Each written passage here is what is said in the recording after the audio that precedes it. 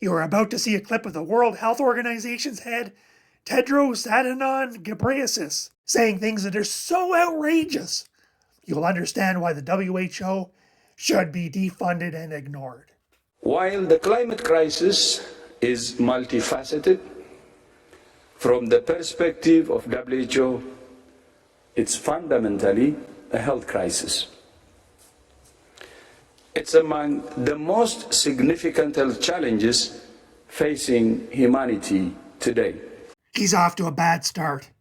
In the West, there's been a surge of obesity, diabetes, myocarditis, and turbo cancers, even in young people. And the third world still has issues with malaria, infant mortality, basic sanitation. And the World Health guy is obsessed with climate change. And it's not a hypothetical crisis in the future. It's here and now. Climate change and extreme weather are wreaking havoc on humans and their health. If you believe any of this, try calling in sick. Hey boss, I can't come to work today. I'm suffering from climate change. We're seeing record-breaking and often lethal temperatures. The highest record was July this year. Mega fires destroying homes, deadly hurricanes affecting island and coastal states, and floods that kill thousands and displace millions. None of this is based on facts. Every disaster is blamed on climate change due to CO2. But the number of forest fires has dropped 80% since the 1930s, when there was less CO2. The frequency of tornadoes and hurricanes has been constant, or maybe even dropping over the last century. Sea levels are rising at about 2 millimeters a year. Not a health emergency. Ice core studies show that the Earth was warmer in the past, like when the Vikings were farming in Greenland, and much of the Roman Empire, or the Minoan civilization.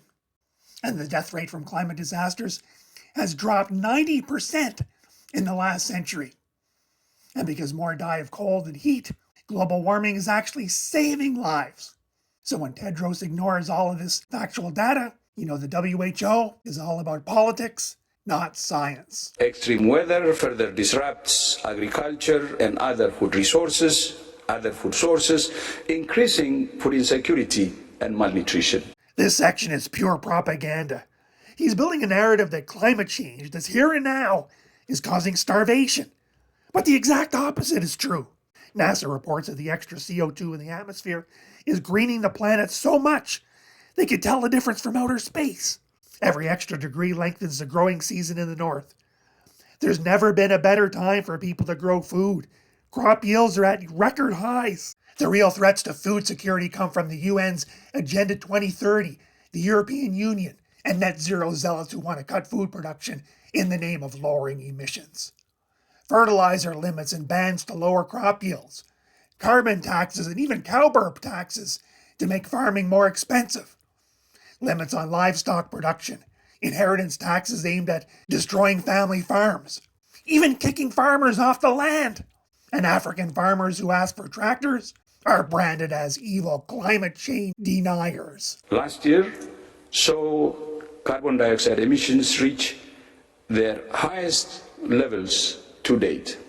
Fossil fuels also still account for 80% of global primary energy. Only a rapid and equitable phase out of fossil fuels can protect the health of both people and the planet. Trying to improve health by getting rid of fossil fuels? That's insane! Before people used fossil fuels, life expectancy on Earth was 35 years. Now it's 73. This chart shows that countries with high carbon emissions have long life expectancy.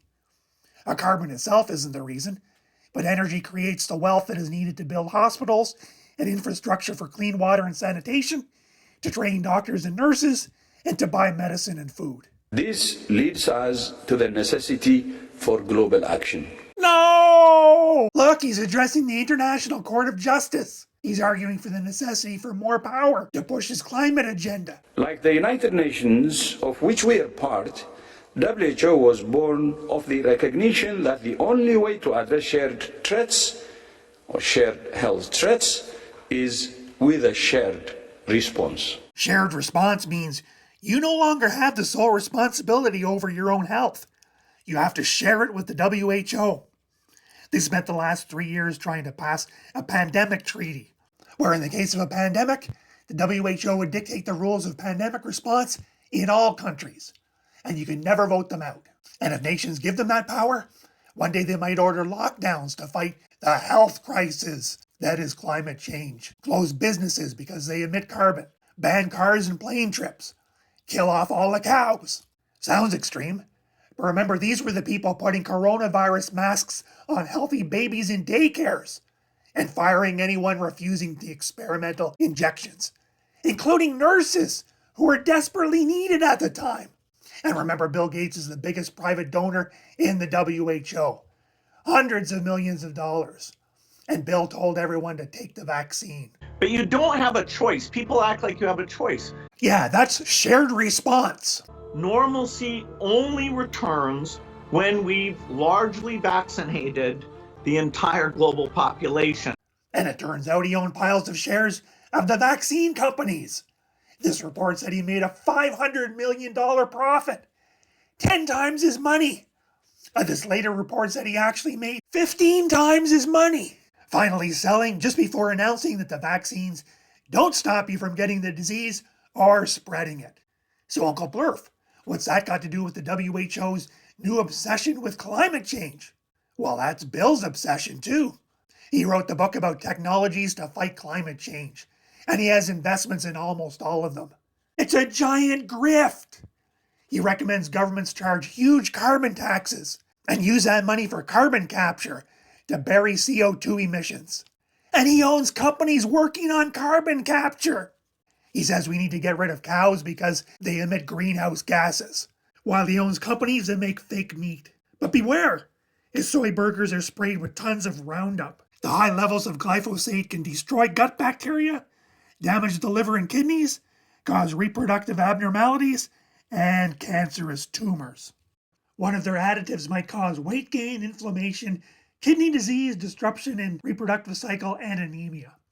And isolating plant proteins can have dangerous consequences for health, including all these other diseases. These people are lunatics. Don't trust them with your health.